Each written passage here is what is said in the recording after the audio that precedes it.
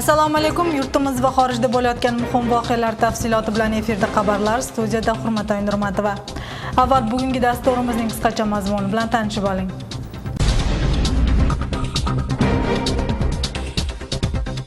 Qirg'iziston-Tojikiston chegarasida vaziyat barqaror. Qo'shni davlat aniqlanmagan hududga asfalt to'shayotgani norozilikka sabab bo'ldi.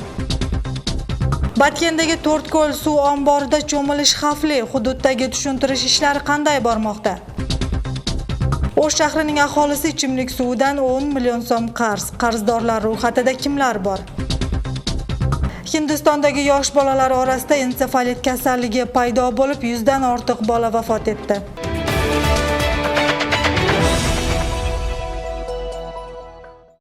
Chegaradagi aniqlanmagan hududda yo'l qurish ishlari sababli ikki xalq orasida tushunmovchiliklar yuzaga keldi. Bunda 2 kun avval Batkenning Toshtumshuq qishlog'idagi Qirg'iziston-Tojikiston chegarasida ikki tomonning hokimlari yo'l ta'mirlash masalasi bo'yicha bo'lgan uchrashuvda bir qarorga kelisha olmagan. Shunday bo'lsa ham kecha 18-iyunda Tojikiston tomon To'rtko'cha hududida yo'lni ta'mirlash ishlarini boshlagan. Shundan so'ng soat 20lar atrofida Toshtumshuq qishlog'idagi aniqlanmagan hududni asfalt bosishni Tojikiston tomon boshlagan. Qirg'iziston chegarachilari bilan militsiyasi ishni to'xtatishni talab qilganda Tojikiston fuqarolari ularga bo'ysunmay ishni davom ettirishgan. Tojikiston tomon umumiy 130 metrga yaqin yo'lga asfalt bosgan. Undan 60-65 metr yer Qirg'iziston tomonda bo'lganini mahalliy yashovchilar aytishdi. Ayni damda muammoni hal qilish maqsadida oblast miqyosida so'zlashuvlar bormoqda. Sogdi oblasining gubernatori menen bizning gubernator Akram Kambaraliyevich jana tegishli organlar bardығы 10-15 kishi bo'lib jolug'ishuv o'tkazdi. O'sha jolug'ishuvda chechilmagan masalalarni chechuga harakat qiladi deb o'ylayman. Bu narsalar shu chegara taqtalmagan yer bo'lganlikdan keyda chiqib turadi ekan.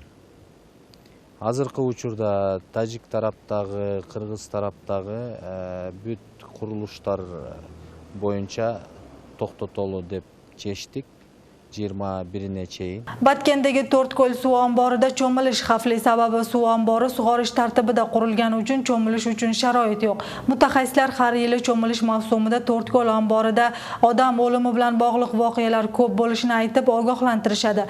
Shunga qaramay suv ombori atrofiga yashovchilar yig'ilib cho'milishmoqda. Batafsil muxbirimiz lavhasida. To'rtko'l suv ombori sobiq ittifoq vaqtida qurilib, Botken aholisi va 6 ta qishloq yashovchilari foydalanishar edi. U 700 gektar maydonni egallab, suv ostiga plyonka to'shalgan. Ko'ldan sug'orish uchun foydalanilib, keyinchalik dam olish joyiga aylanib ketgan. Bahor va yoz oylarida ko'lda cho'milganlar soni ortadi. Batış jana шығыс tosmalar, bu strategik tosmalar damba deb qo'ydi. Ani biz военизирин охрана мамлекет бөліп берген. Воениз охранымен қарап тұр. Бұяққа вообще мүмкін емес кетішке. Бұл жағында ошондай чыгыш тосмасы бар.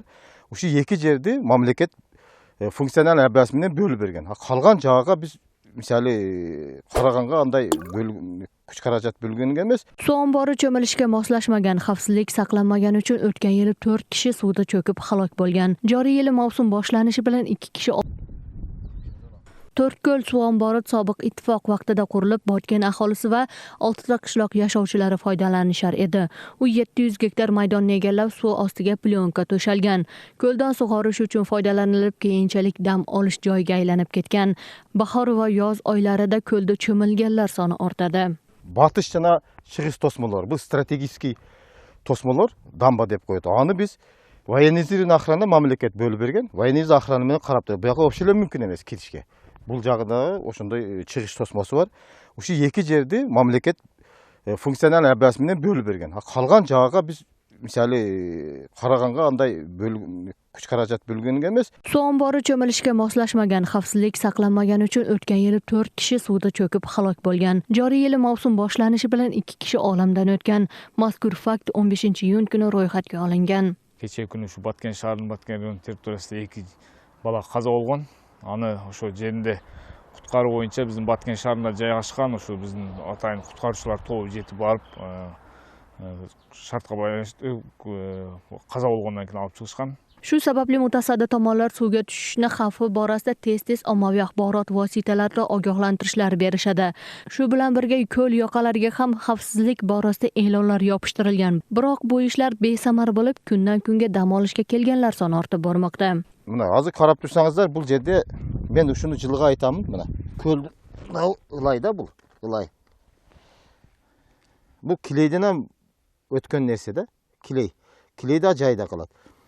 Bunu hazır ezilip aslı dayar bo'lib qolganda, jön ele ol 30 metrlik terenglikka emas. O'sh shahri yashovchilarining shahar suv kanali ishxonasidan 10 million so'mdan ortiq debyutor qarzi bor. Bugun shu qarzlarni undirish maqsadida reyd o'tkazildi.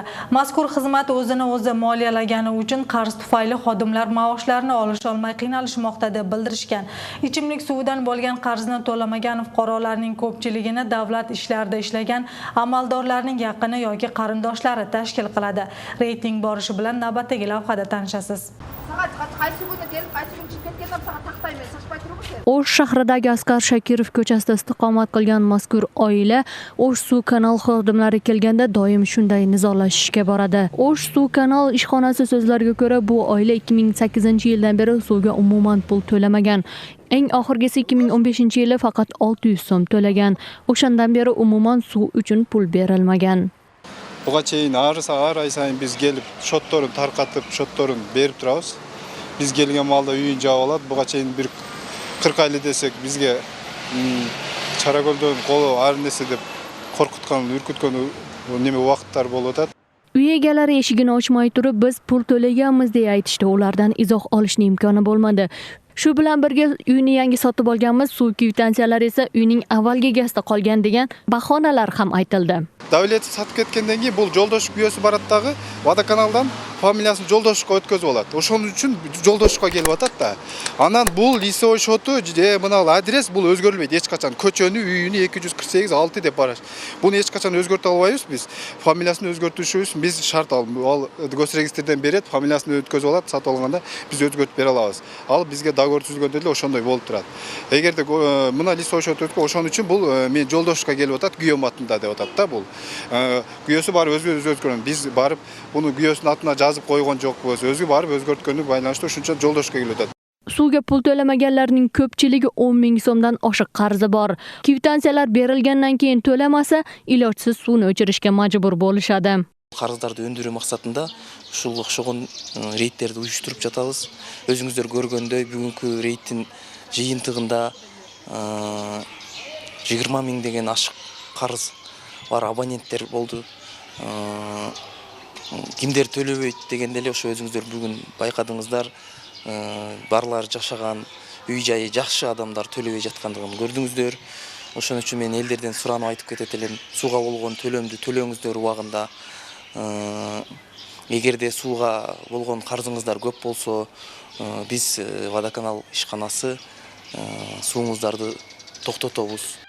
Reyd davomida ko'p qarzi bor abonentlar orasida Do'stlik hududiy kengashi yashovchisi Qilich Alimbekov ham bor. Biroq u reyd vaqtida o'zi yo'q bo'lgani uchun ogohlantirish berildi. Shaxsiy manbalarga tayansak, mazkur uy egasi Jog'orka kengash deputati Nurbek Alimbekovning ukasi. Qarzi bor abonentlarning ko'pchiligi xonsaroylarda istiqomat qilishadi. Shu sababli avval ogohlantirish berilgan, biroq pul to'lamaganlarning ko'pchiligi ichimlik suvidan mahrum qilindi. Qarz undirishga yo'naltirilgan reyd davomida shahar yashovchilari orasida ichimlik suvini muntazam berilsa degan talabni ham aytishdi. Sababi havo o'zgarib, yog'ingarchilik bo'lgan vaqtda suv to'xtab, shaharliklarning noroziligiga sabab bo'lib keladi. Жамгыр жаап, аба ырайы өзгөргөн малда эле ушу шаарда суу токтоп калат деген бир элдерге көнүмүш адат болуп калды да бул. Мен микрорайонда турамын, Актилекте кызым. Мындан 1-2 жыл мурун өчүп калып, не болобурчу элем. Азыр жакшы эле. Mazkur reyd bundan keyin ham davom etadi. Ogohlantirishlar berilib, biroq yana to'lamaslikda davom etadigan fuqarolar ishi endi sudga o'tkaziladi. Hilola Ashurova, Mimoza Janibek qizi Beksulton Abiyev, Intimaq. Davlat rahbari So'rinbay Jeenbekov Jo'g'org'i Kengashga kelib, hukumatning yangi tayinlangan a'zolarining qasamyod marosimida ishtirok etdi. Ularning ishlarida muvaffaqiyat tilab, qasamyodning javobgarliklari haqida eslatib o'tdi. Shundan so'ng prezident Jo'g'org'i Kengash deputatlariga murojaat qilib, ularni oldinda katta ishlar kutayotganini aytdi. Yaqinda Bishkekda o'tgan Shanxay hamkorlik tashkiloti sammiti va Xitoy, Mongoliya, Hindiston rahbarlarining Qirg'izistonga bo'lgan safari samarali bo'ldi degan fikrni bildirdi. Iyun oyi oxirida Jo'g'org'i Kengashning 6-chaqirilishdagi deputatlarning navbatdagi sessiyasi bitib, bir oyga ta'tilga chiqishadi. Parlament ishini sentyabr oyida boshlaydi.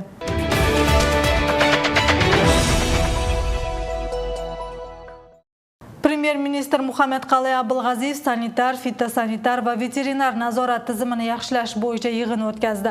Bu haqda hukumatning matbuot xizmati bildirdi. Uchrashuvda premier veterinar nazoratni yaxshilash ahamiyatli va muhim ekanini aytdi. Hukumat rahbari bildirishicha, yangi veterinar laboratoriyalarni qurish va jihozlash, hozirda ishlayotganlarni talab darajasiga keltirish, shuningdek, epizootikaga qarshi choralarni amalga oshirishga bu yil 130 million so'm ajratilgan. Bu mahsulotlar sifatini iste'molchilarning manfaati darajasida ta'minlash, ularni Yevrosiyo iqtisodiy ittifoqi talablariga moslashtirish uchun zarur. Barcha epizootikaga qarshi ishlarni va oldini olish choralarini olib borishga xolis va sifatli munosabatda bo'lish kerak. Hukumat raqamlilashtirishga e'tibor berayotgani sababli elektron veterinariyani kiritish harakatini faollashtirish zarur. Bu ichki bozor talablariga javob beradi va eksport potensialini mustahkamlashga xizmat qiladi, dedi Muhammadqal'ay Abulg'aziyev. Bugun O'zbekiston Respublikasi Milliy yozuvchilar ittifoqi raisining o'rinbosari rahbarligidagi delegatsiya O'shga keldi. Ular Qirg'iziston yozuvchilar uyushmasi a'zolari bilan tanishdi. Unda Madaniyat, axborot va turizm ministrining o'rinbosari Nurjigit Qadirbekov rahbarligidagi jamoa kutib olib, ikki tomonlama hamkorlik memorandumi muhokama qilindi. Ikki davlatni bog'lagan narsalar ko'p, masalan, adabiyotning tili, dini, o'xshashligi, ularning qardoshligidan xabar beradi. Shu sababli yana bir bor munosabat mustahkamlash maqsadida adabiyotga e'tibor qaratilmoqda. Ta'kidlab o'tsak, Toshkent shahridagi ko'chalarning biriga buyuk yozuvchi Chingiz Aytmatovning nomi berilib, asarlari o'zbek tiliga chop etilgan. Biz bir-birimizni tanishimiz kerak, bilishimiz kerak. O'shaning bilan ruhoniy dunyomiz boyit, adabiy dunyo tanimimiz boyit, so'z boyligimiz, bizga bo'lgan sevgi-hurmatimiz, suyuvimiz, antken adabiyot degan bu odamlarning boshlarini yurib bilib turadigan bir cho'ng so'z qurolidir. O'shaning uchun ушул багыттарда иш алып барабыз. Азыр эле мына Өзбекстандан келген делегациянын башчысы Минхождин Мирзаевди биздин ушул сапардан кийин Кудай буйрса биздин мамилелер дагы бир жогору деңгээлде чыгат деп. Мисалы карасаңыз, азыр алар Сүйүнбай Эралиевдин, Алуу Токонбаевдин, мисалы Мелис Абакировдун, кыргыздын чоң жазуучуларынын, ошо Тоголок Молдатабыздын, Алдаш Молдонун, Абдырайым Молдонун чыгармаларын өзбек тилдерине которуп tarqatib turdi. Bu juda yaxshi narsa. Bulg'or qalampirini bir necha yildan beri Rossiyaga eksport qilishmoqda. Uni sotish uchun dehqonlarga qishloq xo'jaligi tovar servis kooperativi yordam bermoqda. Bu birinchidan mahsulotni yuqori narxda sotishga sharoit yaratsa, ikkinchidan yig'ilgan hosil uchun xaridor izlash muammosidan xalos qiladi. Hozirda mazkur rayonda bulg'or qalampirini yig'ish ishlari qizg'in bormoqda. Batafsil navbatdagi lavhada. Novkellik dehqonlar bulg'or qalampirini yaxshi turiga, aniqroq aytganda, serx hosil turiga ko'proq e'tibor qarata boshlashdi. Sultonbek Dadaboyev bu yili 40 sotiq yeriga qalampirning lota degan navini ekib, mo'l hosil ola boshlagan. Birinchi terimning o'zida 1,5 tonna hosilni bozorga olib chiqqan. Так химикат qo'llanmaymiz. Только биологически таза. Жоқ, уже men sattım уже kooperativ furo qo'yishdi 45dan 1,5 tonna sattım. Sultonbek hosil uchun xaridor qidirmaydi, sababi u qishloq xo'jaligi tovar servis kooperativi bilan hamkorlik qiladi. Men kooperativda hozir F1 yaxshi o'rinlarni berishyapti. O'z-o'zi burun o'rinlar misoli 10 sotik eksak, 20 sotik. Alardan 10 sotik eksang, u 20 sotikning foydasini beradi ekanda. Xuddi shunday tovar servis kooperativi Novkenning Burgondi qishloq hukumatida dehqonlarga qo'llov ko'rsatish va ular yetishtirgan mahsulotlarni yaxshi narxda sotish uchun tashkil etilgan. Ayni vaqtda kooperativda 180 nafar dehqon a'zo bo'lgan. Qalamper, bolgarskiy peres o'stirib bizning müçölerimiz jana pomidor. Şu kooperativ müçölerin yashoo dengelini jog'irlatib, bular o'stirgan ayыл chorva produksiyalarini şu yaxshi kireshili turda sotib qo'llov ko'rsatganga xizmat qiladi. Dehqonlar yetishtirgan mahsulotlar mana shu logistik markazda saqlanadi. Mahsulotlar asosan Rossiya davlatiga eksport qilinadi. Kooperativ Rossiyadagi katta kompaniyalar bilan shartnomalar tuzgan, bungacha 60 tonnasi jo'natilgan. Ta'kidlab o'tsak, novkenliklar o'tgan yili Rossiyaga 100 tonnadan ortiq bulg'or qalampiri eksport qilishgan edi. So'nggi 20 yil ichida milliy tariximizni qayta tiklash, unutilib ketilayotgan ismlarni o'z o'rniga qo'yish ishlari samarali olib borilmoqda. O'z vaqtida xalq dushmani, sotqin bo'lgan, biroq aslida adolat, xalq nomusi va erkinligi uchun kurashgan kishilar qatoriga Mo'ydinbek Bosmachi boshchilik qilgan bir qancha insonlar kiradi. Mavzuni hamkasbim davom ettiradi. Bundan bir asr avval Novqat rayonining 12 bel qishlog'ida istiqomat qilgan Mo'ydinbek Aliyev ham bor. Bu kishi haqida nohaq gaplar aytiladi. Haqiqatan ham bosmachilarning barchasi bir xil emas. Ular orasida vatanparvarlari ham, xoinlari ham bor. Ular orasida Mo'ydinbek kabi tarixga aylangan shaxslarni ham tilga olish mumkin. Yeni bir mana shu bir qulochdan katta bo'lganda, buni 11 marta katta. Shuni 11 qasa qurib Mazkur devor bundan 150 yil avval qurilgan. Qo'rg'on Mo'ydinbek bosmachiga oidligi aytiladi. Shu sababli bu yerga ko'pchilik kelib tomosha qilib ketadi. Ayni vaqtda mazkur qo'rg'onda bosmachiga notanish kimsalar istiqomat qilmoqda.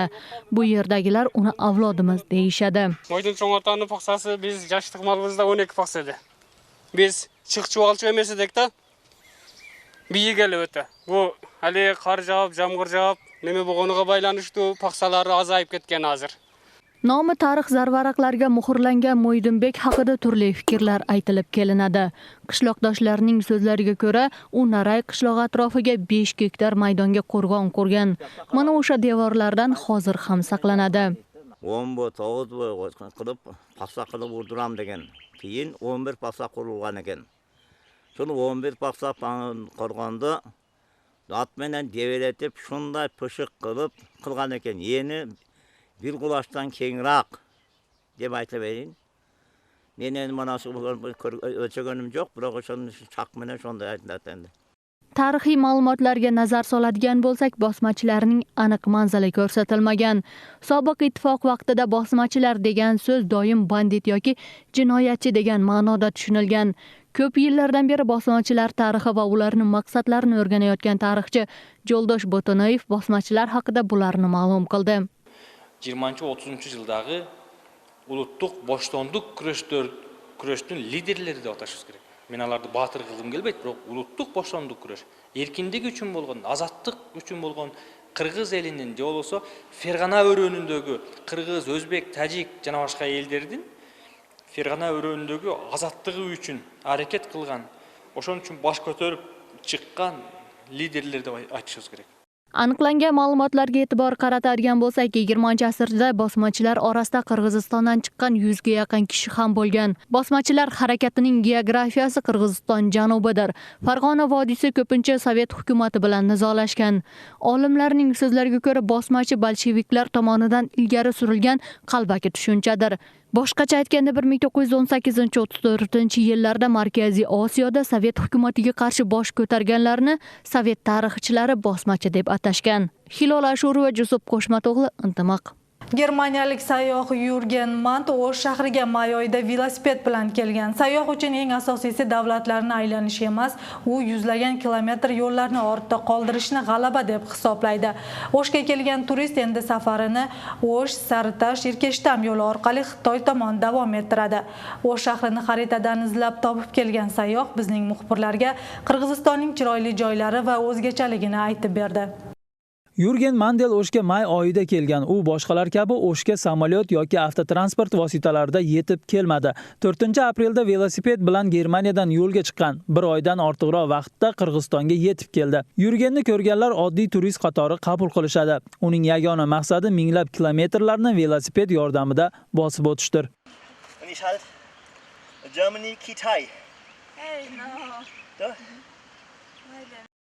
Germaniyalik Yurgen Mandelning asl kasbi IT programmist. 10 yildan beri mazkur ishi bilan shug'ullanmay qo'ygan. Hozirda uni ko'pchilik pilotchi qatori yaxshi taniydi. Germaniyada ko'plab avtomusobaqalarda muvaffaqiyatli ishtirok etgan. Yurgenni O'shga kelishidan maqsadi Olay Saritosh yo'llari orqali Xitoyga o'tishni maqsad qilgan. Velosiped yordamida O'rta Osiyoni aylanib chiqqan qahramonimiz o'zi borgan yerga o'sha davlat bayrog'ini o'rnatishi bilan mashhur bo'lgan. Жүздөгөн километрди бир күндө басып өтүү мага дем күч берет. Узак жолдорду басып өтүү мен үчүн ийгилик бул тынымсыз аракет менен жөө басып өтүү. Germaniyadan yo'lga chiqqan Yurgen har kuni 12 soatdan yo'l yurgan. Bir kunda taxminan 120-130 chaqirimgacha masofani bosib o'tgan. Yurgen Sahara cho'llaridan o'tayotib piyoda yurishda ishtirok etgan. Qahragan cho'lda bir kunda arang 83 kilometr masofani bosib o'ta olgan. Bu kabi sinovlar inson irodasini mustahkamlaydi, deydi Yurgen. Extremer und Jürgen Mandel. In Viernheim kennt ihn so ziemlich jeder, in der Region nicht wenige. Rossiya, Qozog'iston, O'zbekistonni velosipedda bosib o'tgan sayyoh Qirg'iziston xalqi mehmondo'st ekanini aytib, kam odamlar piyoda yurishini qo'shimcha qildi. Сиздердин өлкөдө табият кооз экен. Элиңер меймандос, бири-бирине жардам берип турушат экен. Жөө жүрүүгө келсек, бул жерде эмнегедир кичине эле жерге автоунаа айдашат экен. Ошто желим баштыктарды көп колдонушат экен. Алар зыянда. Базарда бир кичинекей эле буюм сатып алсаң, бир салафан баштыкча берилет экен. Sayyoh endi safarini Xitoyga yo'naltirdi. Bu ishlar unga haqiqiy baxt berishini aytadi. Bobur Tojiboyev, Mahburat Aliboyeva, Qimmat Abdusamad o'g'li Intimoq. Bugun sizlarga yetkazmoqchi bo'lgan xabar va lavhalarimiz mana shulardan iborat. Tuningiz osuda o'tsin. Xayr, omon bo'ling.